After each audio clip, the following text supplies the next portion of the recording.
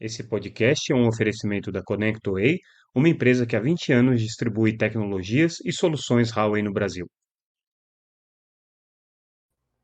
Olá pessoal, tudo bem? Aqui é Samuel Possebon, editor da Teletime. A gente está de volta com mais um Boletim Teletime, nosso podcast diário com as principais notícias do mercado de telecomunicações. Hoje fazendo a nossa transmissão diretamente de Fortaleza, onde acontece o evento Abrint Nordeste 2023. A gente está aqui a convite da Abrint. Vamos comentar um pouco dos principais pontos de preocupação da associação, aquilo que foi discutido nesse primeiro dia de evento. Mas antes disso, vamos falar de um fato super relevante que aconteceu no começo da noite dessa quinta-feira, dia 23, e que obviamente a Teletime já repercutiu, que é o veto que o presidente Lula aplicará, ou já aplicou, mas a publicação em Diário Oficial vai acontecer nessa sexta-feira, com relação ao projeto de lei que previa a prorrogação da desoneração da folha, o projeto de lei 334 de 2023.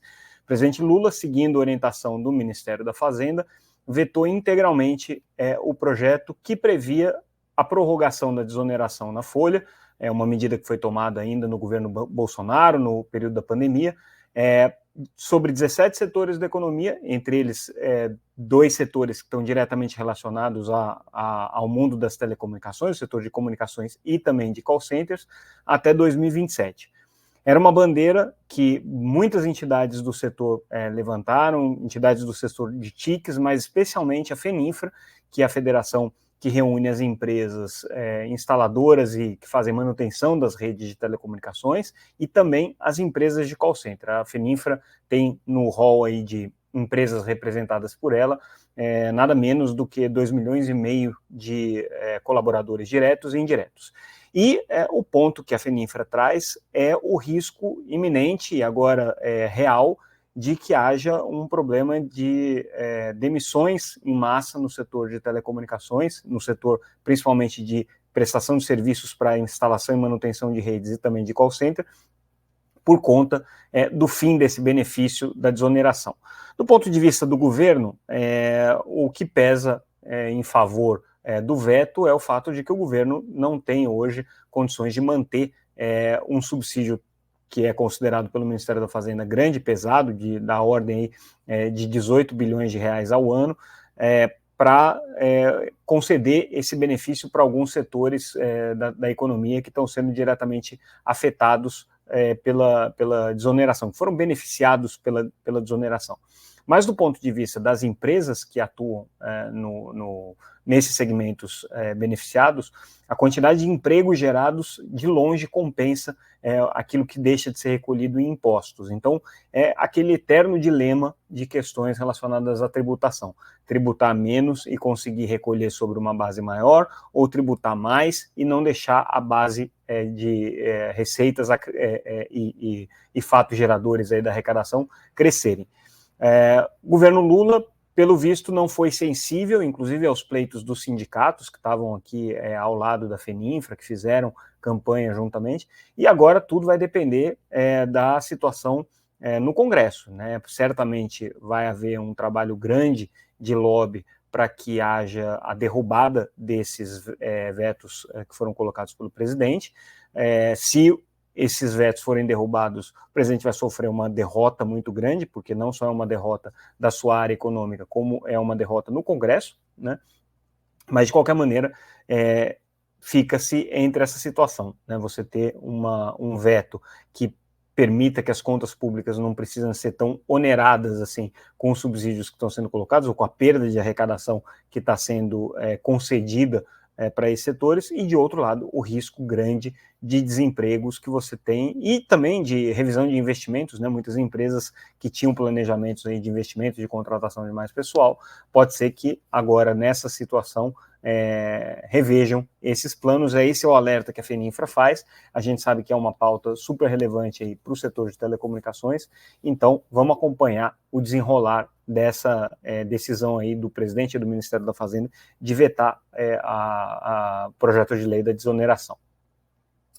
E aí agora vamos falar um pouco sobre aquilo que aconteceu durante a Brint Nordeste. O principal ponto aqui do evento nesse primeiro dia foi a questão dos postes. Os players regionais e de pequeno porte estão muito preocupados com a regulamentação que virá. A gente já tem aí uma boa sinalização de como que a Anatel prepara essa regulamentação, porque já aprovou o texto, né? A gente só está aguardando agora que a ANEEL também aprove o mesmo texto, que só deve acontecer no ano que vem. Mas, de qualquer maneira, o que os pequenos provedores e os provedores regionais estão temendo é que essa regulamentação gere uma incerteza muito grande que faça com que eles sequer possam assinar novos contratos. Hoje existem pressões das empresas de energia para que alguns contratos sejam renovados, os contratos que precisam ser fechados precisam ser concluídos, precisam ser assinados, e enquanto não tem uma regulamentação definida, nenhum provedor quer correr o risco de assinar esse contrato, né? O diretor da Brint que participou dessa sessão, o Basílio Pérez, conselheiro da Brint, ponderou que o regulamento da forma como está, ele não está perfeito, não atende tudo aquilo que a Brint entendia como ideal, mas também não está ruim, é um avanço, né, que na visão dele uma melhoria na situação geral dos postes, traz aspectos positivos aí, como, por exemplo, a questão do preço nacional e a questão de uma política que permita ter um operador neutro efetivamente explorando os postes. Porém, né, na visão dele, existem coisas que ainda estão muito incertas, como, por exemplo, a precificação, como é que vai ser definida, né, a certeza de que o preço de referência é um preço teto, não é um preço que vai ficar ao livre-arbítrio aí. E o ex-conselheiro da Anatel, Moisés Moreira, que participou do evento, inclusive recomendou que os pequenos provedores não assinem nada enquanto não tiver essa regulamentação. Ele fez críticas de novo, né, a decisão da ANEEL de não votar o regulamento na mesma data que a Anatel votou, considerou que isso foi uma concessão aí que a diretoria colegiada da ANEEL acabou fazendo às pressões dos players de energia, né, mas que não tem como resolver esse problema se todo mundo não se sacrificar um pouco, né? E ele considera que chegou o texto ótimo, foi ele que fez a negociação, então obviamente ele tem todo interesse em defendê-lo, né? Mas ele considera que esse é o texto ótimo que se poderia ter chegado nessa circunstância. Outro tema que a gente aborda no nosso boletim de hoje é a questão dos desafios de renda que estão sendo bastante significativos para os provedores regionais. Isso aí foi colocado na fala do presidente da Brint, o Mauricélio Oliveira.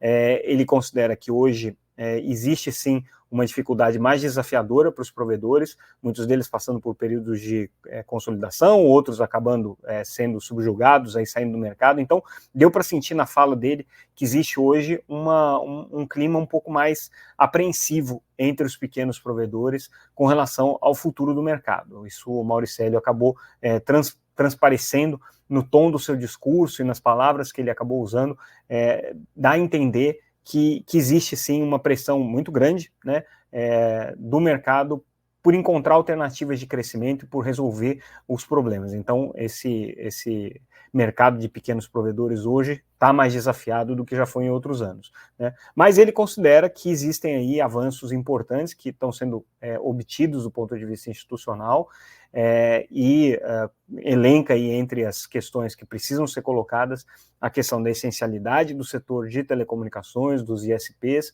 a questão dos postes, né, muito importante, e obviamente um enfrentamento dessas limitações de renda.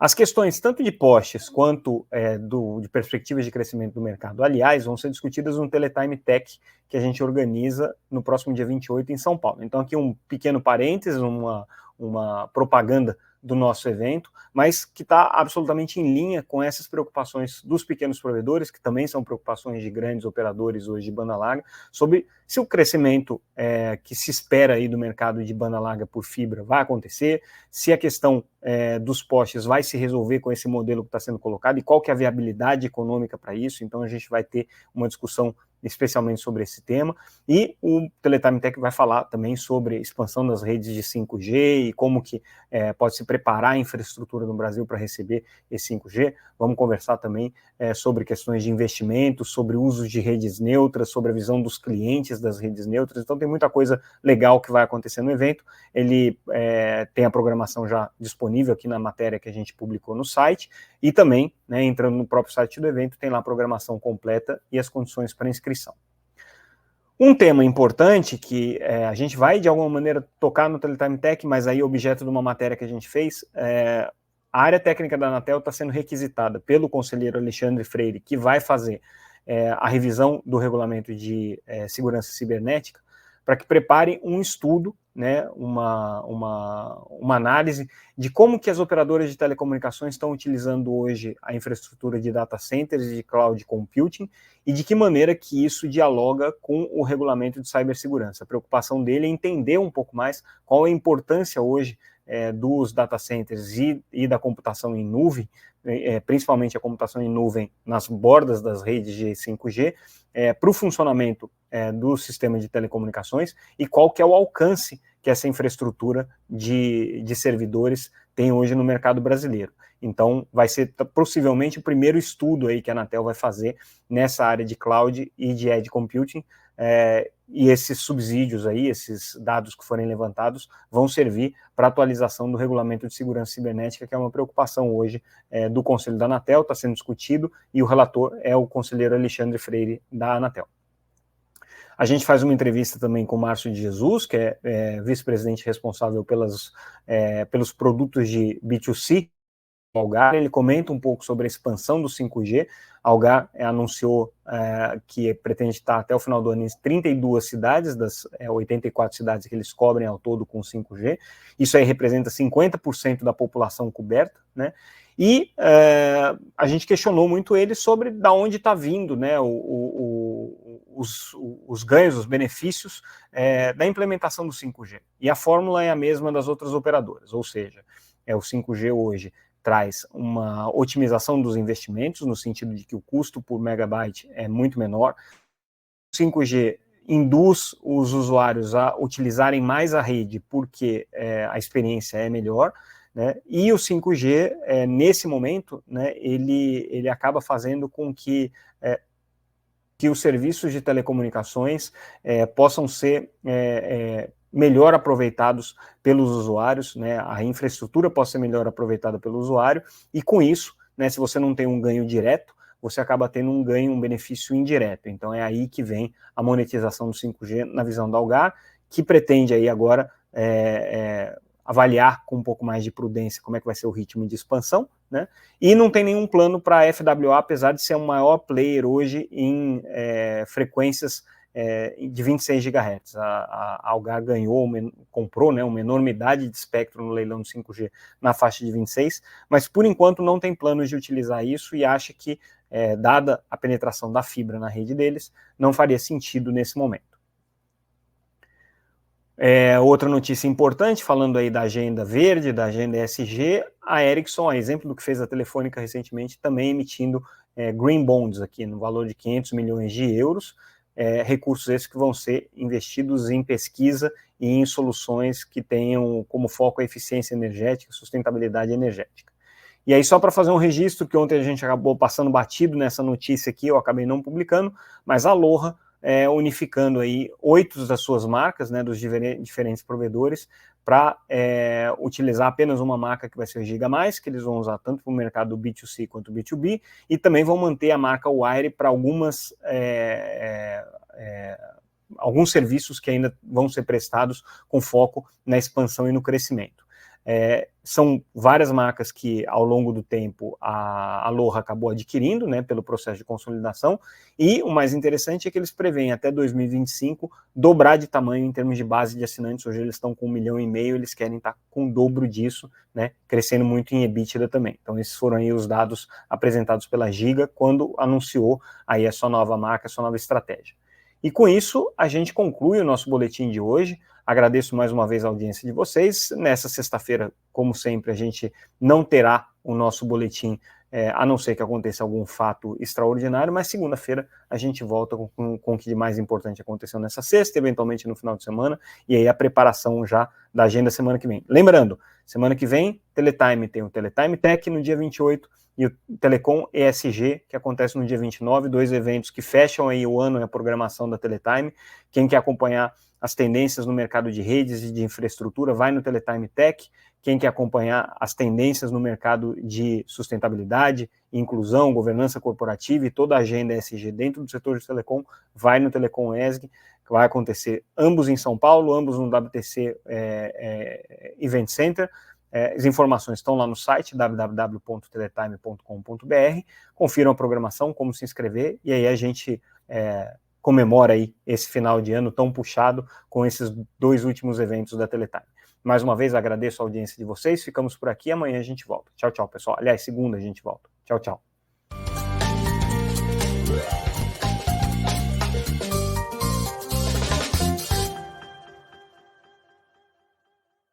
Esse podcast é um oferecimento da ConnectWay, uma empresa que há 20 anos distribui tecnologias e soluções Huawei no Brasil.